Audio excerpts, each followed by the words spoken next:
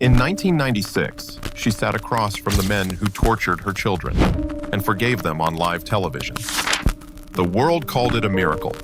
It was. But miracles have a half-life. And the same hands that forgave the torturers in 1996 are striking the match in 2025. This is the Unlearning, part of an ongoing dissection of the dark psychology of power. Every entity dissected on this channel begins as a name left in the comments. South Africa was the first.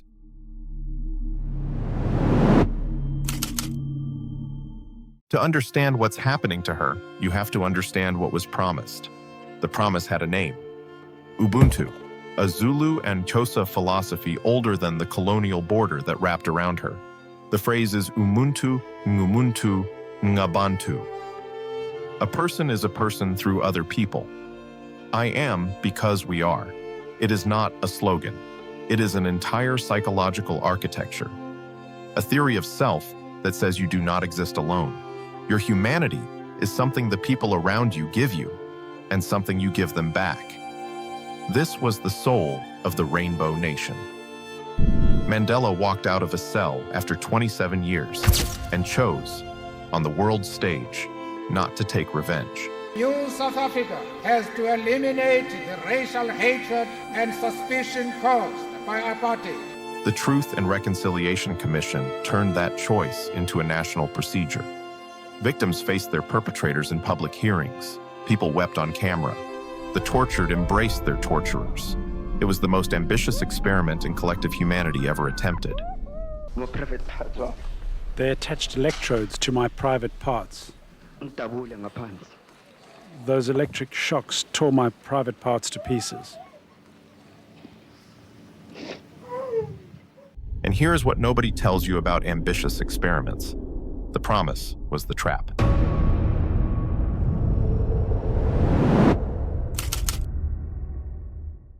Because while the world was applauding the miracle, her own institutions were already being hollowed out. Between 2009 and 2018, South Africa was systematically captured, not by an invading army, by her own leadership. The Zondo Commission ran for 4 years, took testimony from over 300 witnesses, and produced more than 75,000 pages of findings. The diagnosis was clinical: state capture. The president of the country, Jacob Zuma, and a single business family, the Guptas, running entire ministries like private property. Eskom, her electrical grid, hollowed from the inside. Transnet, her rail and ports, looted through inflated contracts. The infrastructure paid to atrophy. In 2023 and 2024, her score on Transparency International's Corruption Perceptions Index dropped below the global average, for the first time on record. The story she told the world was Mandela's story. The story her own ledger told was something else. In May 2024, the people noticed. The ruling party, the same one Mandela led to victory, fell from 57.5% to 40.18%, below majority for the first time since 1994. She voted on her own infection. This is institutional betrayal at scale. The defense mechanisms designed to protect her were captured by the very people sworn to operate them. And once that happens, once the protectors become predators, the violence inside her has to find an exit. It found one. To be clear, before we go deeper, this is not a story about a corrupt people. There is no corrupt nation. There are dominant patterns inside collective minds, and there is a silent majority shaped by those patterns, used by them or destroyed by them. The pattern is the operating system. It is not every person inside her. That distinction matters.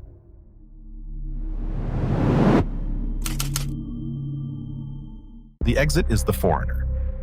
Since 1994, the African Center for Migration and Society has documented 952 xenophobic incidents on her soil, 644 deaths, 127,000 people displaced inside their own neighborhoods. In 2021, the violence got a uniform, a movement called Operation Dudula. Dudula, in Zulu, means to force out, founded in Soweto.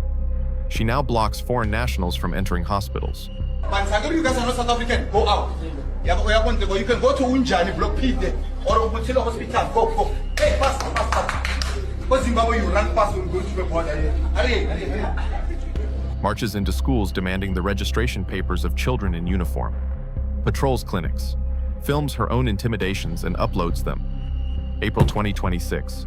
An undocumented Nigerian man, Naimeka Matthew Ekpeong, dies in the custody of Tshwane Metro Police. He was 46 years old. The post-mortem is contested. That same month, Nigeria evacuates 130 of its own citizens out of Johannesburg. Ghana summons the South African ambassador. On the 27th of April, the African Commission on Human and People's Rights issues a formal condemnation. Read that again. The African Commission, the continent's own human rights body, condemned the most powerful African economy for her treatment of Africans. This is projection at scale, the psychological defense of refusing to see in yourself what you condemn in others. She cannot bring herself to confront the looters in the boardroom. She cannot dismantle the cadre in the cabinet. So she finds a target she can reach. The Malawian who fixes shoes, the Zimbabwean who sells tomatoes, the Nigerian who runs a phone shop. The wound is internal, the blame is external. That is the architecture of every collective psyche that cannot face itself. Now I want to ask you something. Answer in the comments. Has your country ever exported her rage in the wrong direction? Found a foreigner to punish for a problem the foreigner did not build? Tell me below. I rid every one. Because this is not just her mirror, this is every nation's mirror. And South Africa is just where the reflection got sharpest first.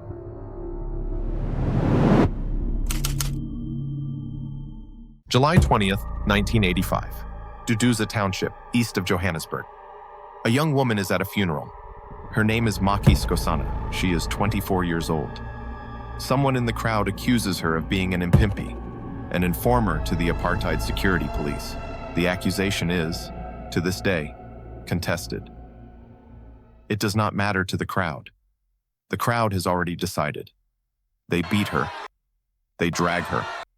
They place a tire around her neck, fill it with petrol, and set her on fire. She is the first documented victim of what the world will come to call necklacing.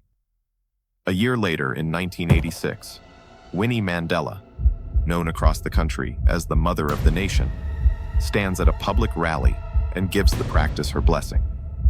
She speaks of matchboxes and tires as the instruments of liberation. The Mother of the Nation, on a public stage, sanctifies the ritual. We have stones, we have boxes of matches, we have with our necklaces, we shall liberate this country. Necklacing was born to execute apartheid collaborators. The logic was, the courts will not protect us, so the township will protect itself. The crowd became the court because no other court existed. 40 years later, same method, different targets. In 2019 and 2020, the South African Police Service recorded 21,325 murders. 1,202 of those, 5.5%, were classified as mob justice. That is at least 2 people a day, killed by their neighbors.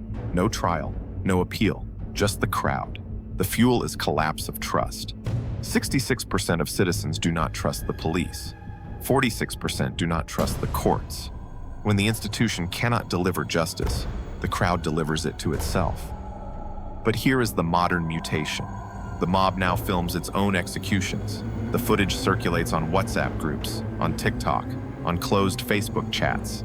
The same hand that strikes the match also holds the phone. What you are looking at is a ritual. The dark psychology has names for what happens to a person inside a crowd at the moment of violence. De-individuation. The self dissolves into the group. Diffusion of responsibility. If 40 people threw the petrol, no single person threw the petrol. Moral disengagement. The victim is reframed, not as a person, but as a contamination. A thief, a foreigner, an impimpi. The crowd is doing something older than law. It is performing a purification, removing what she has decided is not part of her. And here is the killing line of this entire video. The community that forgave its torturers in 1996 burns its thieves in 2025. The architecture is identical. Same collectivism that ran the Truth and Reconciliation Commission runs the necklacing crowd. Ubuntu did not die. It inverted. The we that once chose mercy now chooses the match. Again, this is analysis, not verdict. Most South Africans will never light a tire. Most stand horrified at footage their cousins are forwarding them. The pattern of crowd authority, when the institution fails, is what we are tracking. Not every citizen. If this diagnosis is making sense, the second video in this series runs the same scalpel on a different mind. Japan, different mask, same kind of autopsy. Now back to her.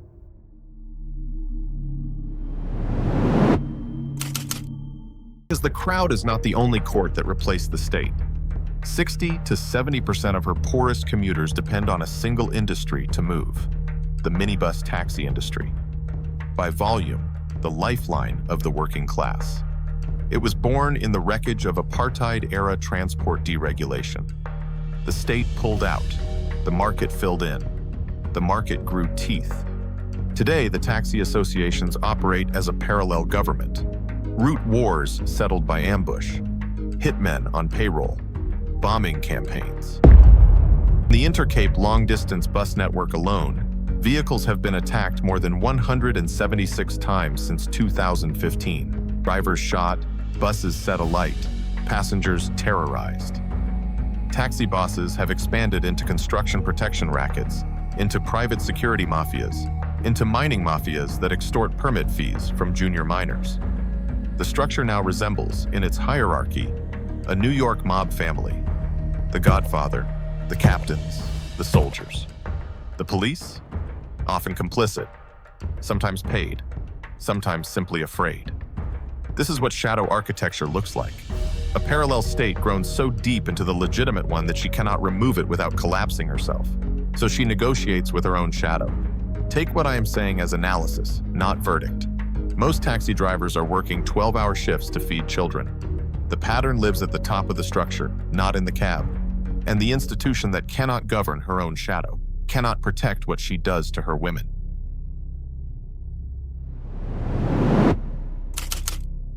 Now slow down, because the truest test of any collective mind is what she does to the people she claims to protect most. Her femicide rate is 5 times the global average. A woman is murdered every 3 hours. Between July and September of 2024, a single quarter, 957 women were killed. In the same 3 months, 10,191 rapes were reported. The unreported number is the iceberg under that. A study by the Human Sciences Research Council found that 33% of all women over the age of 18 in this country have experienced physical violence. 33%. That is more than 7 million women. The laws on paper are some of the most progressive on the continent. Constitutional protections, domestic violence statutes, specialized sexual offenses courts. The architecture of justice, on the page, is excellent. The architecture, in practice, is this.